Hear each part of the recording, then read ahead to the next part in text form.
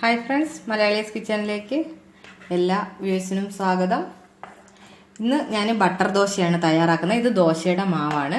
ഞാനിതിവിടെ ദോശമാവ് റെഡിയാക്കിയിരിക്കുന്നത് 3 ഗ്ലാസ് അരിക്ക് 1 ഗ്ലാസ് ഉഴുന്ന്, 1.5 കപ്പ് ചോറ്, ഇത് ഇത്രയും കൂടി ചേർത്താണ് ഞാൻ ഈ മാവ് തയ്യാറാക്കുന്നത്. നമ്മൾ നന്നായിട്ട് നല്ല രീതിയിൽ ദോശയ്ക്ക് അരയ്ക്കുന്ന എല്ലാവർക്കും അറിയാം, അതേ പാകത്തിന് നന്നായിട്ട് അരയ്ക്കുക.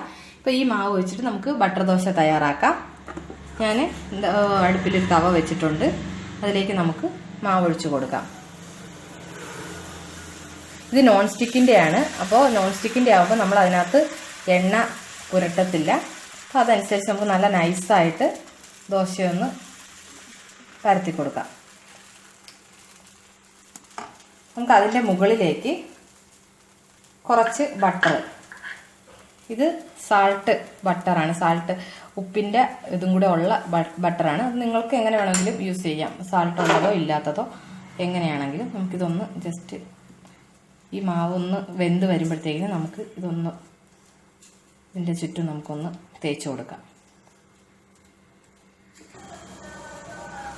നമുക്ക് ബട്ടർ നന്നായിട്ട് മെൽറ്റായി, അത് നന്നായിട്ട് നമുക്ക് ദോശയിലൊക്കെ നന്നായിട്ട് സ്പ്രെഡ് ചെയ്ത് പിടിച്ചിട്ടുണ്ട്. നമുക്കൊന്ന് തിരിച്ചിട്ട് കൊടുക്കാം.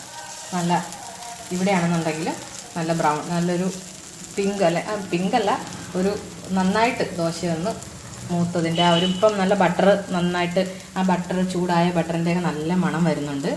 അതുപോലെ ഇത് ഒരു പ്രത്യേകം ശ്രദ്ധിക്കേണ്ടത്, നമ്മൾ ഫ്ലെയിം കുറച്ചിട്ടതിന് ശേഷം മാത്രം, എന്ന് വെച്ച് കഴിഞ്ഞാൽ നമ്മുടെ തവ ചൂടായതിന് ശേഷം ഫ്ലെയിം ഒന്ന് കുറയ്ക്കുക. കുറച്ചതിന് ശേഷം നമ്മൾ മാവ് ഇതിനകത്തേക്ക് ഒഴിക്കുക. ഒഴിച്ചതിന് ശേഷം ബട്ടറും ഇട്ടതിന് ശേഷം ഒരു നോർമൽ ഫ്ലെയിമിലിട്ട് നമുക്ക് ഈ ഒരു വശം നന്നായിട്ട് ചൂടാക്കിയെടുക്കുക. അല്ലെങ്കിൽ ഒന്നുകിൽ കരിഞ്ഞു പോകും, അതല്ലെങ്കിൽ ഇവിടെ ഒന്ന് വേവാതെ വരും.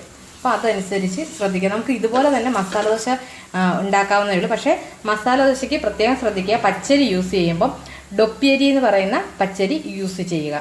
ഡൊപ്പിയരിയിൽ നമ്മൾ മസാല ദോശ ഇപ്പം 3 ഗ്ലാസ് അരിക്ക് ഉഴുന്നെടുക്കുമ്പോഴത്തേക്കിനും അതനുസരിച്ച് നമുക്ക് എടുത്ത് ചെയ്യുക.